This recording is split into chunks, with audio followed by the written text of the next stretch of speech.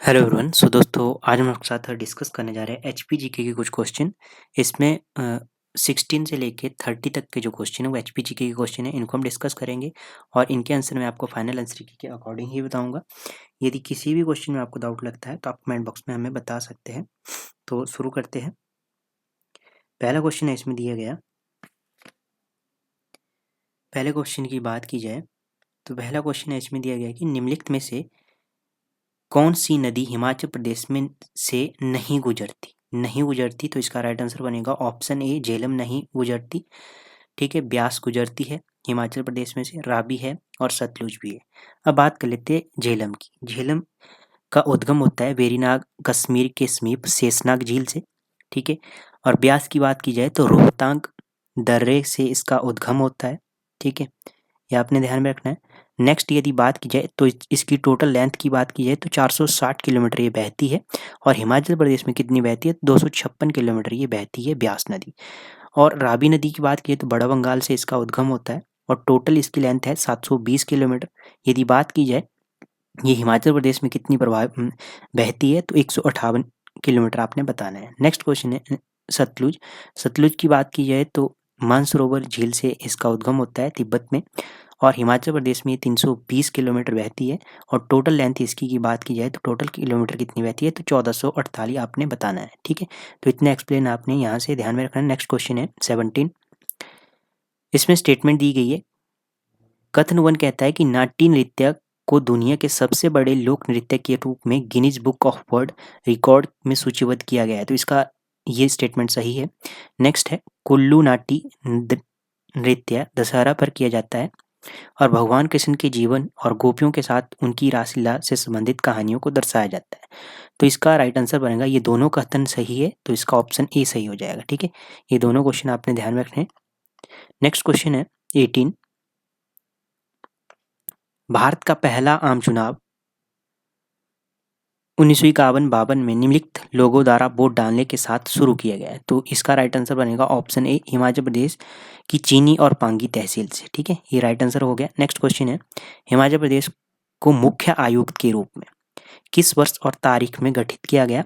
कितनी पहाड़ी रियासतों का विलय किया गया? तो इसका राइट आंसर बनेगा, ये तो काफ़ी मोस्ट क्वेश्चन है, 15 अप्रैल 1948 30 रियासतें थीं तो ये ऑप्शन सही हो जाएगा। नेक्स्ट क्वेश्चन है 20। हिमाचल प्रदेश विधानसभा के पंचायती राज अधिनियम 1994 में पारित किया गया जिसे 23 अप्रैल 1994 को लागू किया गया। स्टेटमेंट सही है। नेक्स्ट है नेक्स्ट स्टेटमेंट की बात की जाए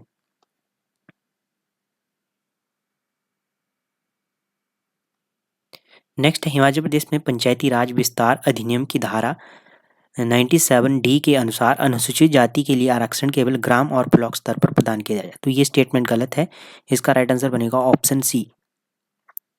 नेक्स्ट क्वेश्चन है कौन सा कथन गलत है?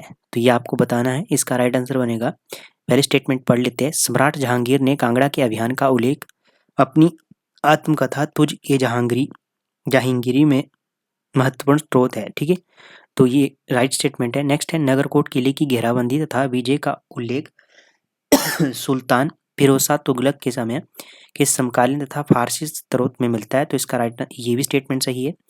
नेक्स्ट है कांगड़ा किले की विस्तृत जानकारी हमें शाह फतेह कांगड़ा में नहीं मिलती। तो ये गलत है स्टेटमेंट। नेक्स्ट है पहाड़ों के शासकों को लगभग 200 वर्षों तक मुगल शासक अकबर की अधीनता तथा करद बनकर रहना पड़ा। तो ये स्टेटमेंट सही है, तो इसका जो राइट आंसर बनेगा ऑप्शन सी सही हो जाएगा। ठीक है, नेक्स्ट क्वेश्चन है नेक्स्ट क्वेश्चन है इसमें आपको लिस्ट 1 से लिस्ट 2 को मैच करना है। ठीक है, तो सबसे पहले है न्यायमूर्ति वी के मल्होत्रा। न्यायमूर्ति वी के मल्होत्रा की बात की जाए तो इनका समय है 15 जनवरी 1991 से लेके 4 अगस्त 1991 तक। ठीक है, तो पहले का सेकंड हो गया।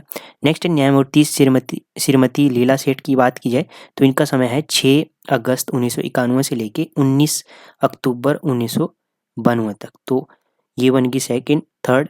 ठीक है, नेक्स्ट है भवानी सिंह। न्यायाधीश भवानी सिंह की बात की जाए तो इनका समय है 20 अक्टूबर 1992 से लेके 22/6/1993 तक। तो ये हो गया 1। इसके अकॉर्डिंग आपका ऑप्शन ए हो जाएगा। ठीक है, अब और के भी देख लेते हैं, आपके आने वाले एग्जाम में यहाँ से बन सकता है क्वेश्चन। न्यायमूर्ति हमीदुल्ला बेग को आपने ध्यान में रखना है। इनका समय है 25 जनवरी 1971 से लेके 9 दिसंबर 1971 तक। ये अपने क्रम ध्यान में रखना है। नेक्स्ट है न्यायमूर्ति RS पाठक की बात की जाए तो शुरू के 5 आप ध्यान में रखिए जो आपके एग्जाम में बन सकते हैं। न्यायमूर्ति R पाठक की बात की जाए तो 18 मार्च 1972 से 19 फरवरी 1978 तक ये रहे।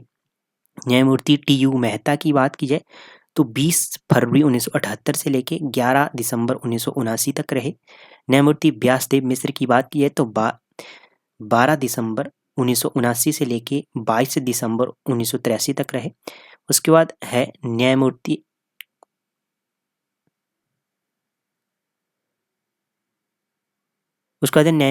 PD देसाई की बात की जाए तो 23 दिसंबर 1983 से लेके 10 नवंबर 1988 तक। ये आप 5 मोस्ट के पहले के ध्यान में रखिए। अब नेक्स्ट की बात की जाए तो यहाँ से जो ये बना है क्वेश्चन आपका, ये यहाँ से बना है। ठीक है, ये इनका है।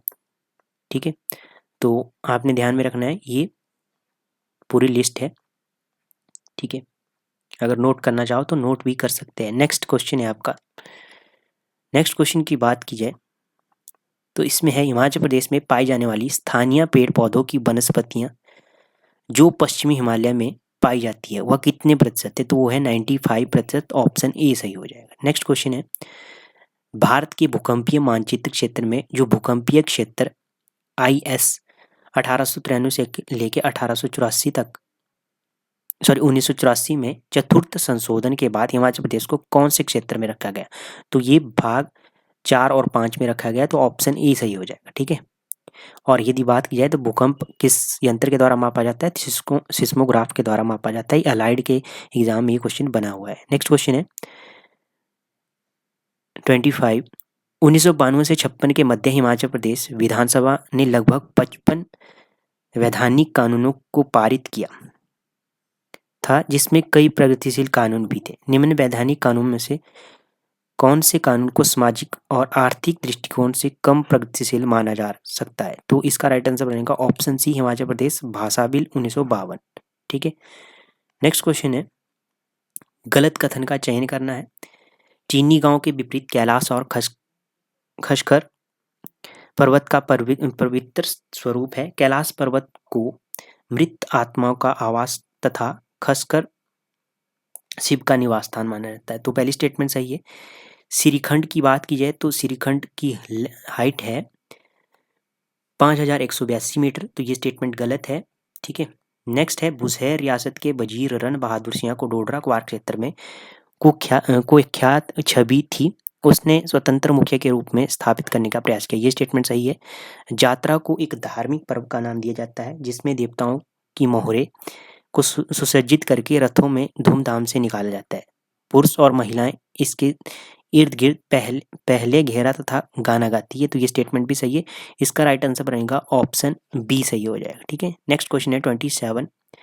किस मुगल शासक के समय कांगड़ा में हमें पहली बार नई सांस्कृतिक पहचान का ऐसा मिश्रण मिलता है जिसमें पारंपरिक भारतीय संस्कृति तथा फारसी कोर्ट लाइफ अदाली जीवन का अद्भुत मिश्रण प्रतीत होता है? तो वो मिलता है अकबर। ऑप्शन डी सही हो जाएगा। नेक्स्ट क्वेश्चन है 28।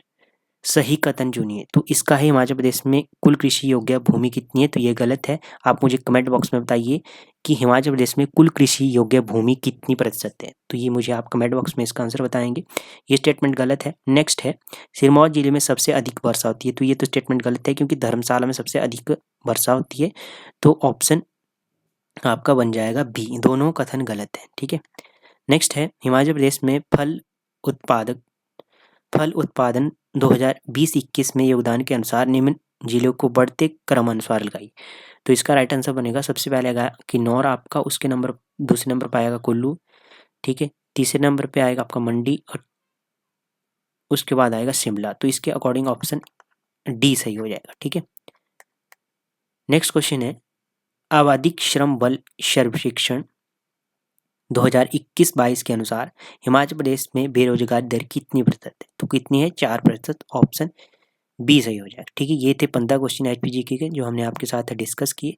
बाकी मिलते हैं नेक्स्ट सेशन में, तब तक के लिए जय हिंद जय भारत।